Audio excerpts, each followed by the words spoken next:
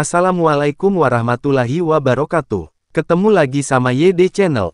Untuk yang belum subscribe, tolong dibantu subscribe, dan jangan lupa, klik tanda loncengnya. Terima kasih. Kudus adalah sebuah wilayah kabupaten yang terletak di Provinsi Jawa Tengah, Indonesia. Ibu kotanya adalah Kecamatan Kudus Kota, yang terletak di jalur pesisir utara Laut Jawa yang berada di antara kota Semarang dan kota Surabaya. Kudus dikenal sebagai penghasil kretek terbesar di Jawa Tengah dan juga dikenal sebagai kota santri. Kabupaten ini adalah pusat perkembangan agama Islam pada abad pertengahan. Hal ini dapat dilihat dari adanya 3 makam wali atau sunan, yaitu Sunan Kudus, Sunan Muria, dan Sunan Kedu. Sebagian besar wilayah Kabupaten Kudus adalah dataran rendah. Di sebagian wilayah utara berdiri sebuah gunung, yaitu Gunung Muria, dengan puncak Saptorenggo, 1602 meter dpl, puncak Rahtawu, 1522 meter dpl, dan puncak Argo Jembangan, 1410 meter dpl. Sungai terbesar adalah Sungai Serang yang mengalir di sebelah barat, membatasi Kabupaten Kudus dengan Kabupaten Demak. Kudus dibelah oleh Sungai Gelis di bagian tengah sehingga terdapat istilah Kudus Barat dan Kudus Timur. Kabupaten Kudus adalah kabupaten dengan wilayah terkecil di Jawa Tengah, namun menjadi kabupaten terkaya di Jawa Tengah dengan pendapatan per kapita mencapai 123 juta rupiah lebih. Kudus awalnya nama daerah di tepi Sungai Gelis, dan salah satu wilayah di Pulau Muria.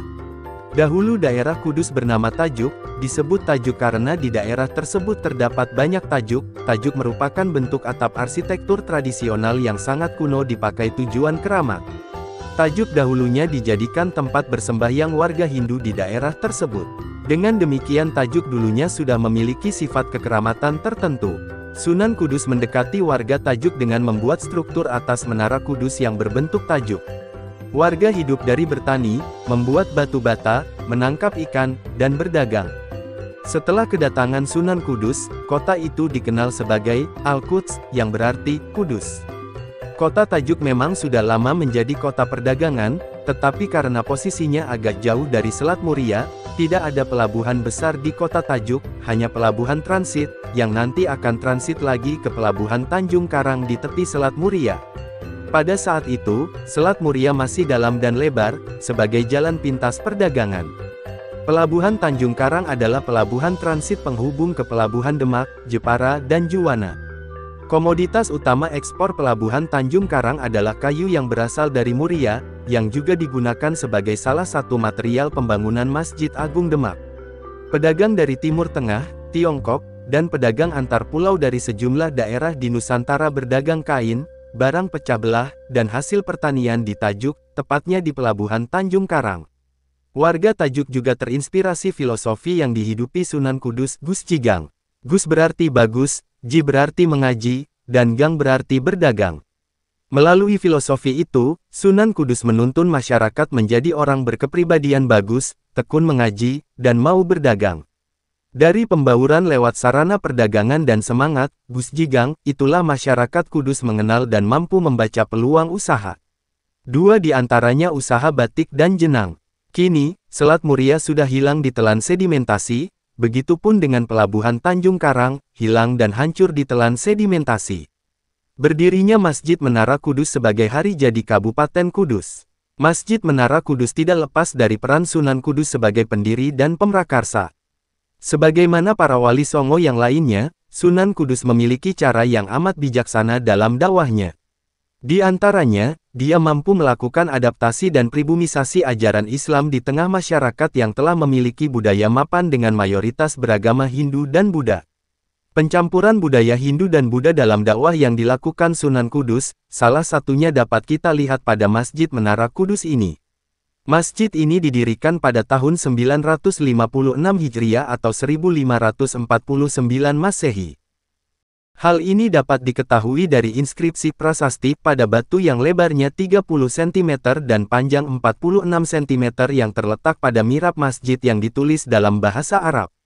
Sebenarnya, banyak orang salah paham dengan Menara Kudus. Masyarakat berpikir bahwa Menara Kudus dibangun bersama dengan Masjid Menara Kudus, padahal tidak. Menara Kudus sudah ada dari zaman Hindu-Buddha, dan umurnya jauh lebih tua dari Masjid Menara Kudus. Kini, kejayaan dan kemakmuran kota Kudus karena perdagangan, terulang lagi karena industri, dan posisi Kudus yang strategis sebagai lalu lintas perdagangan Jawa. Terletak di jalur Pantura atau AH2 atau Asian Highway 2, membuat kota Kudus ramai dan maju.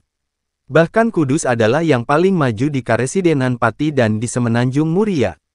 Pendapatan per kapita Kudus juga yang tertinggi di Jawa Tengah, karena hasil industri yang besar, serta penduduk yang tidak terlalu banyak, tetapi dengan kepadatan penduduk yang relatif tinggi. Dahulu kota Kudus bernama Kota Tajuk. Disebut Tajuk karena di daerah tersebut terdapat banyak tajuk. Tajuk merupakan bentuk atap arsitektur tradisional yang sangat kuno dipakai tujuan keramat. Tajuk dahulunya dijadikan tempat bersembahyang warga Hindu.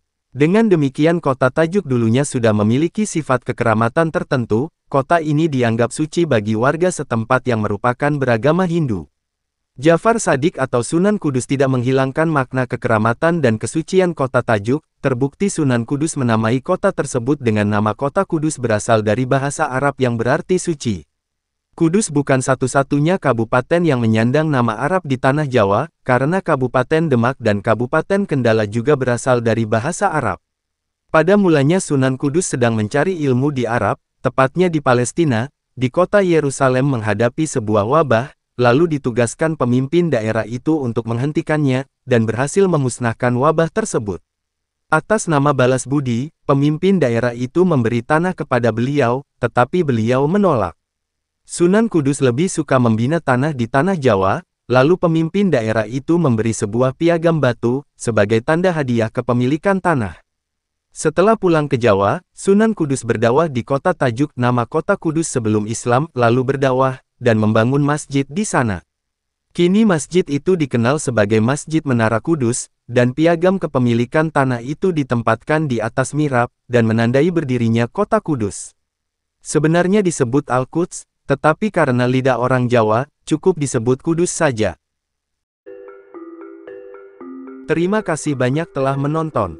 Semoga terhibur dan bermanfaat. Jika panjenengan berkenan, kami sangat berharap panjenengan bersedia subscribe channel ini, agar channel ini semakin berkembang, dan selalu menyajikan video-video menarik, unik, serta menghibur panjenengan. Akhir kata, Assalamualaikum warahmatullahi wabarakatuh. Sampai jumpa di segmen berikutnya.